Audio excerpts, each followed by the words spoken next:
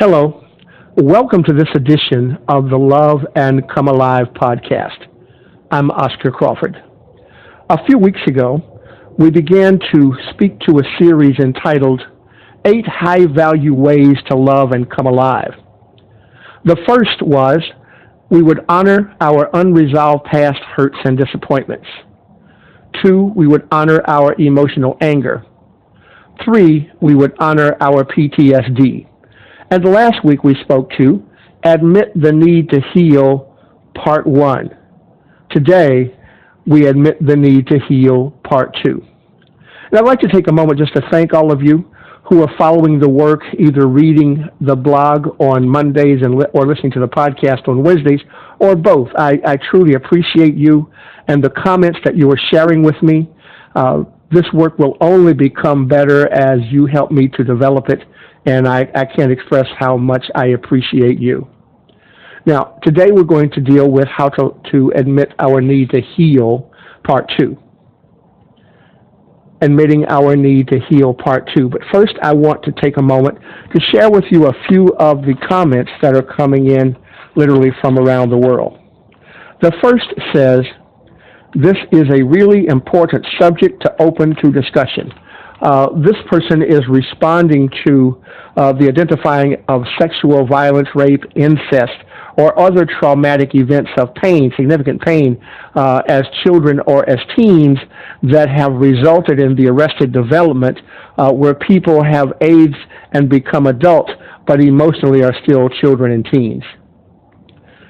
I appreciate her comment.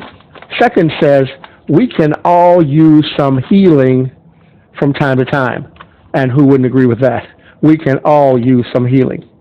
A third said, "I love you for doing this." And certainly I'm in humility. I am grateful for that comment as well.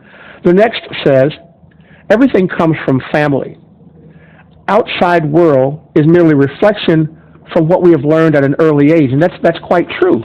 Because as we develop in the households where we grow up, our patterns for doing things, boys or girls, are our parents.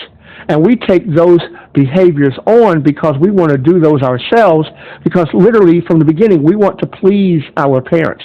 It seems like a good thing and the right thing to do, so we want to please them. We want them to be pleased with our behavior. Now, the challenge with that long term is if we don't establish our own personalities over time, we can just become people pleasers without ever really identifying what we really enjoy for ourselves. But we've learned how to people please to get people to like us, and I'm going to be speaking to that a little bit more later today. Another person said, and I hurt for this person, it says, "I have times of going into myself," and I need to paraphrase that to you to understand that means retreat, to run away inside. "I have times of going into myself and shutting the world out. Sometimes it just feels much easier to do so." Now, I get the heart of that. We'll speak to the heart of that as we go further today. One person says, "Thank you for speaking our language." And for those of you who have heard me say before that out of my experience in how I'm called to serve, you heard me say, "I've learned to speak woman," and you know what that means.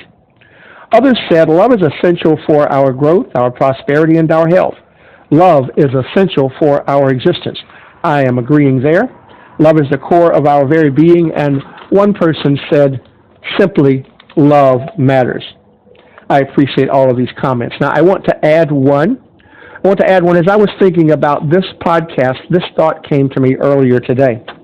And it says, and I really want you to hear this at the level of your heart and soul, because if you are still, if you have a sense of you're caught up in your own arrested development, if you can get the heart of this comment, things will begin to change. You will begin to wake up. And then after that, I'm going to read one comment of one person who literally is at the beginning of their awakening. All right. "Until your capacity for love is greater than you desire to focus on your pain, your anger, and your fear, you will continue to enjoy the relationship of your pain, your anger, and your fear." Now, I hope you have had enough of that. The final comment is from one who is beginning to awaken. And it says, I wish to understand how to become a person who always acts in love, is always in control when it comes to handling my emotions, and aware at all times that love is primary, no matter how rude or uneasy the other person is. I really am working on being a person that is peaceful, loving, and someone who never holds a grudge. I hope you can just, in your mind, send out a round of applause to that soul that you won't even know who they are, but to hear how their awakening has begun. All right, so now, today, as we talk about admitting our need to heal, there were so many comments about further exploration of what arrested development is and how it might be responded to and how we might go on beyond it after we wake up. It seemed right to write the blog post that was presented on Monday and to have this conversation with you today. Literally, I'm going to read the blog post from Monday so that we all have opportunity to be on the same page. You may not have been able to read the blog, so I want to make sure that all who are listening today or who will listen in the future will be able to have access to beginning at the same place so that we can build together. And the first sentence of this blog post will identify that desire. When we sow love and healing together, we grow love and healing together. Last week in part 1, the issues of traumatic violence affecting women was shared. Women awaken from their arrested development in their mid-30s to take on what happened to them earlier in life and decide to deal with it. No longer avoid it, run away from it, but decide to deal with it and get help to heal and move on with their lives to live more loving and productive. What a fine goal. After last week's blog post, there was an interest in how people get emotionally stuck. You learned last week that traumas in early development before and during adolescence can emotionally freeze emotional development. Women and men affected can be fully grown biological adults behaving as children or teens. We certainly don't want to think of ourselves like that, and yet there are many behaviors that will establish that that is exactly what we do. Anne Rufus comments in Psychology Today, December 18th, 2008. Some of us look grown up, but we are not. We walk around with suits and briefcases and car keys and annuities, but inside we are 5, 10, 12, 16. We sit in boardrooms, travel the world, even write books, but we are kids still playing dress up, still playing house. Our bodies matured, but our minds did not. I want to let you hear that again. Our bodies matured, but our minds did not. Our minds stayed stuck in the moment where our development stopped, at the point of departure as a result of violence, and I'm going to share another cause with you in a little bit. As a result of a violent experience, emotionally, our development stopped. It went on hold. It was put on pause. Now, playing catch up, playing spy, we feel left out of the adult world, certain that our would-be peers are whispering behind our backs, or at a minimum speaking in code we do not know. What a childish fear right there. They are all talking in code.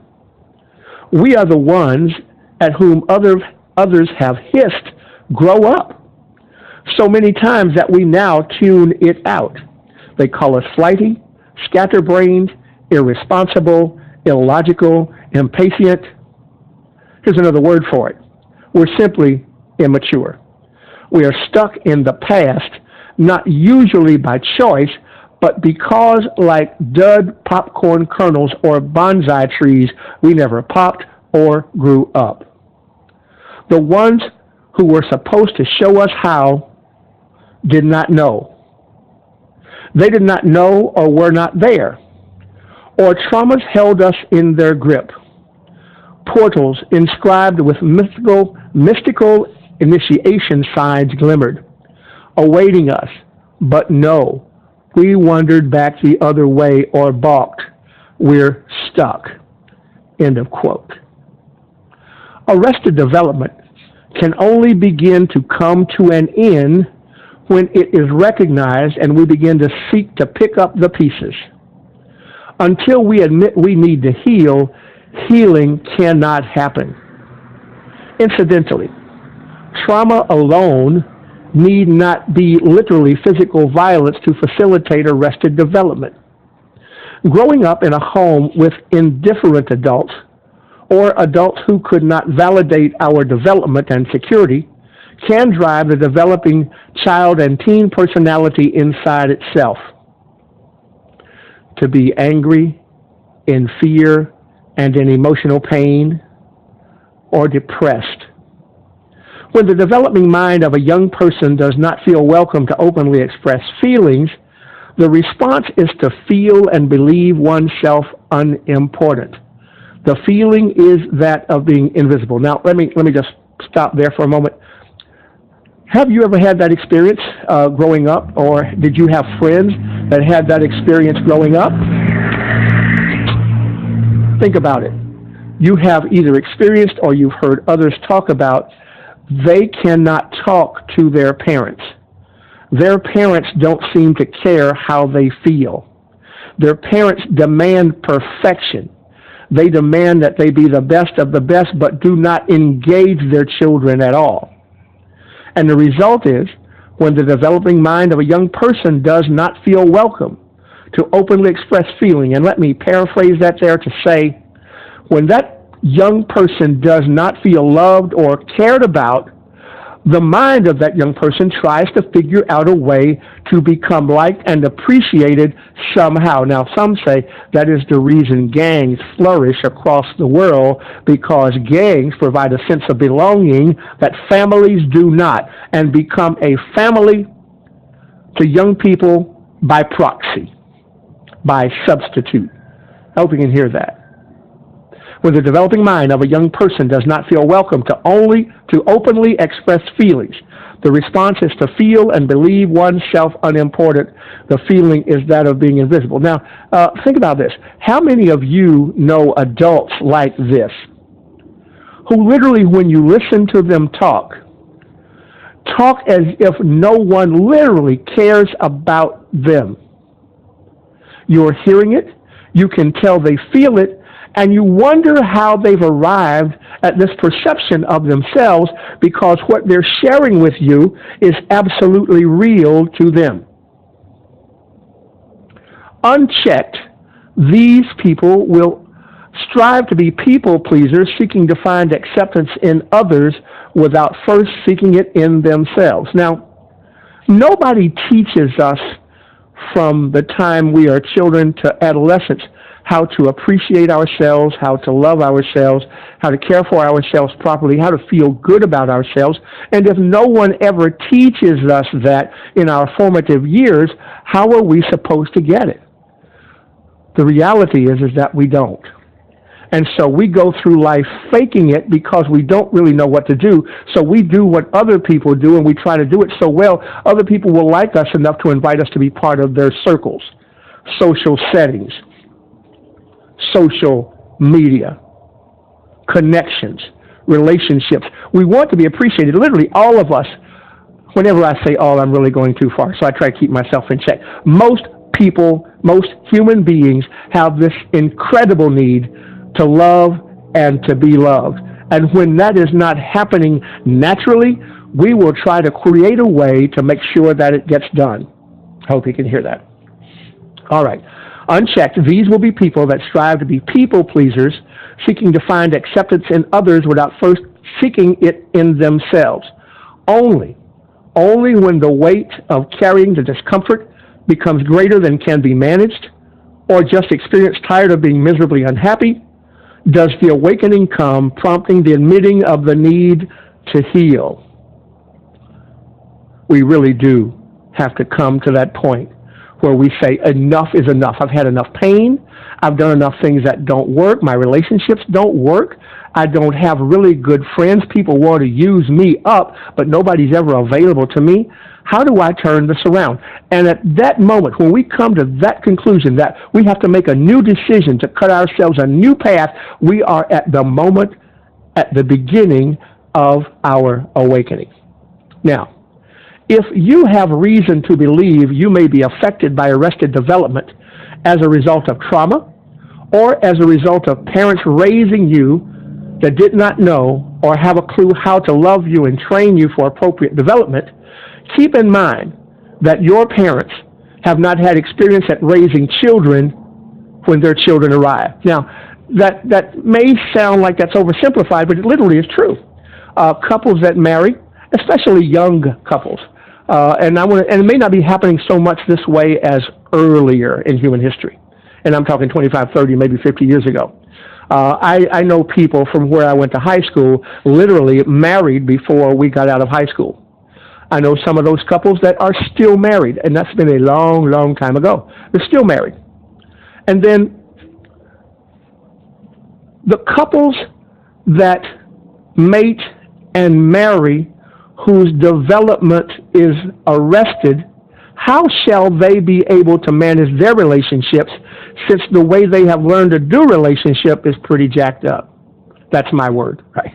It's not a psychological term. It's not a medical term. That's an Oscar term, pretty jacked up. So if people arrive at each other and they fall in love, they grow to have a deep affection for each other, and they want to formalize their connection by either living together or getting married and planning a future, but they're both 10 years old.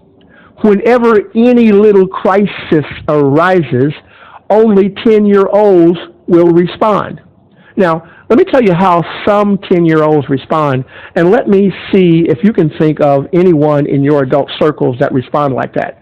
Sometimes children, when children don't get their way, what they do is cry long and loud, trying to get more attention to themselves than to their problem, because they have learned that that is the only way to get some attention.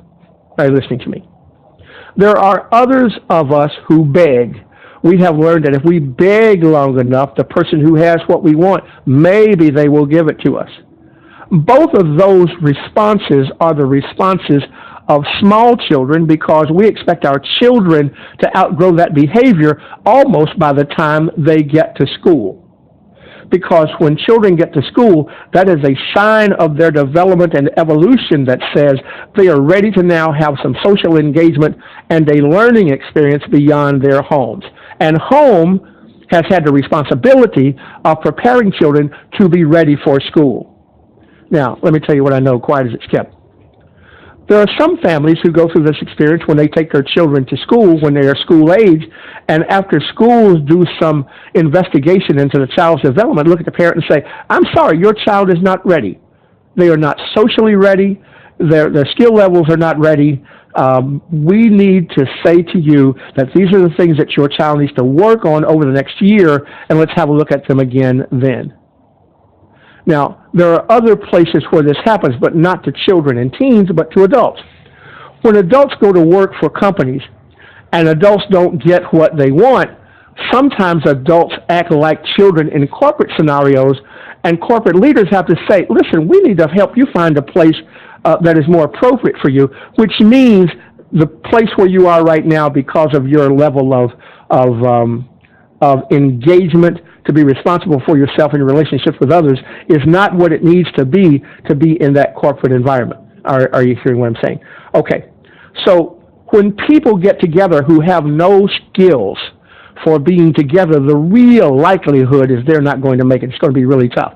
But for the people who have a level of love for each other that does not want to hurt each other, that really cares about each other, if they can begin to recognize the things that are keeping them at each other in anger, acting out their pain from their development, they can begin to develop a conversation that they can work through those things together and move along and really have a successful life and relationship and carry that over into their professional life as well.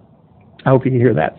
The other thing that I will always recommend to people as they are waking up, especially if they're already partnered with someone, is if you really can't figure out how to do that in the short term, seek out someone with whom you have respect and see if they can't have a conversation with you that will help you understand what process that you're in the beginning stages of awakening, and they may be able to provide you information and experience that will continue to help you do that together. All right.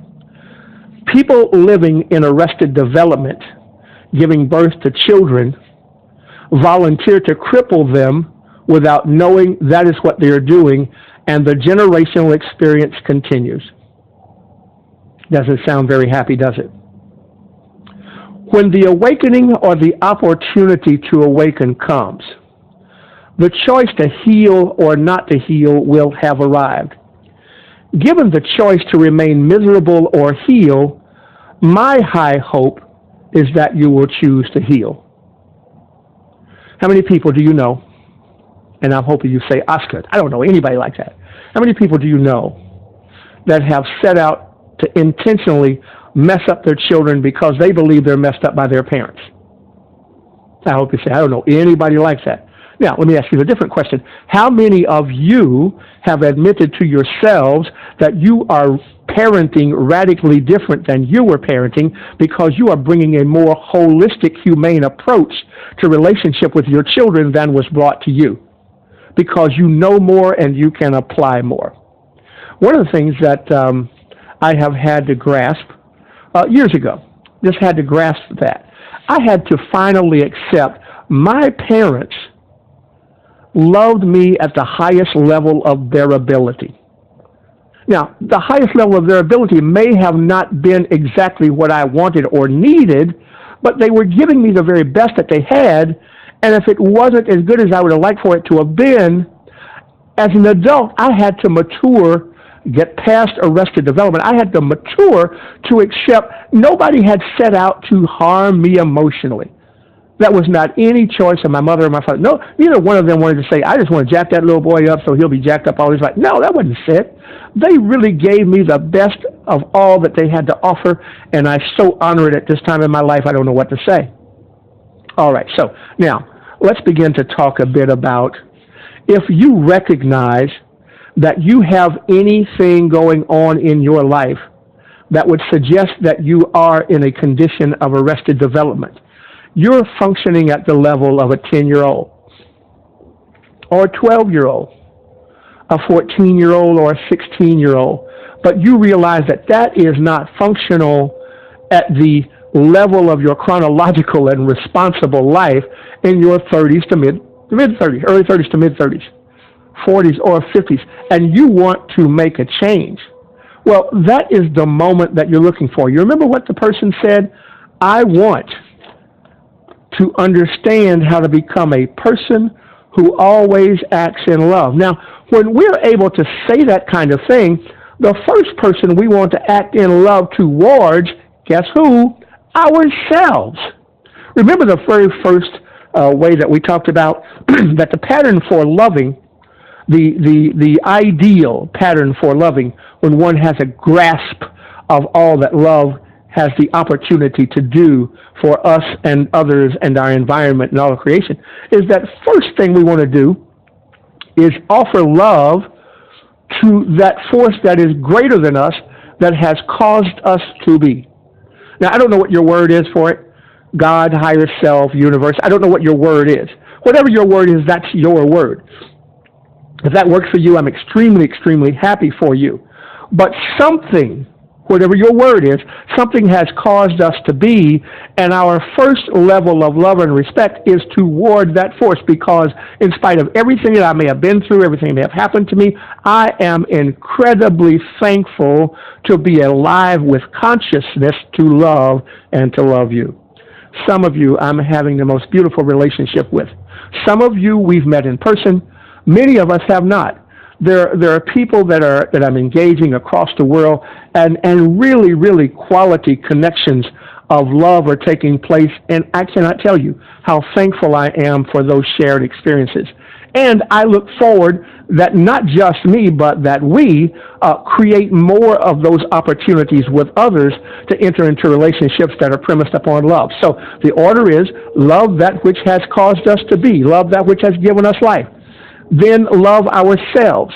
Then we love others. Listen, if you, I don't know why this doesn't make sense, why it doesn't seem logical, but if you say to me, no, let me give it to you the best way. First time my wife said she loved me, as we were beginning to court and get to know each other. And she said she loved me. We were standing in a hallway where we worked, and she looks at me on the face and says, I think I'm in love with you. And I said to her, the proof of that will be, and you may have heard me say that before, the proof of that to me will be, you will help me to learn to love myself, because I haven't done such a good job with that yet. And so that was part of our negotiated deal getting together, that we would both be deeply invested in helping each other learn how to love ourselves. If you love somebody, help them to learn to love themselves. Because literally, we cannot give love, we cannot honor people with love for them that we do not possess, because we do not love and honor ourselves. Are you hearing me? You can't give away what you don't possess. You can't give love if you are not love. You can't sow love to grow love if you are not a seed of love. Are you hearing me?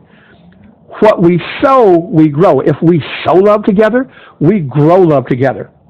If we don't sow love together, we don't grow love together. I hope that's making sense to you. So we love that which has given us life. We love ourselves. We love others.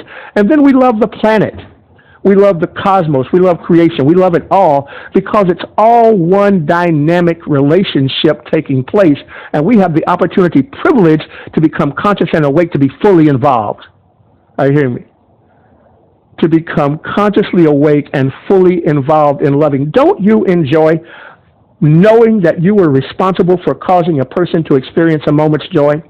That being in your presence and sharing with them, you caused a smile to come on their face that they might not have otherwise had. Doesn't that make you feel good to do good? And when you're giving that gift of love in that moment, you can only give it because it is something that you possessed. I teach people all the time, if you really want to get into understanding love for what it really is, give away, to get all the love you want, give away all the love you need. If you can get to that, your eyes will open a little bit further.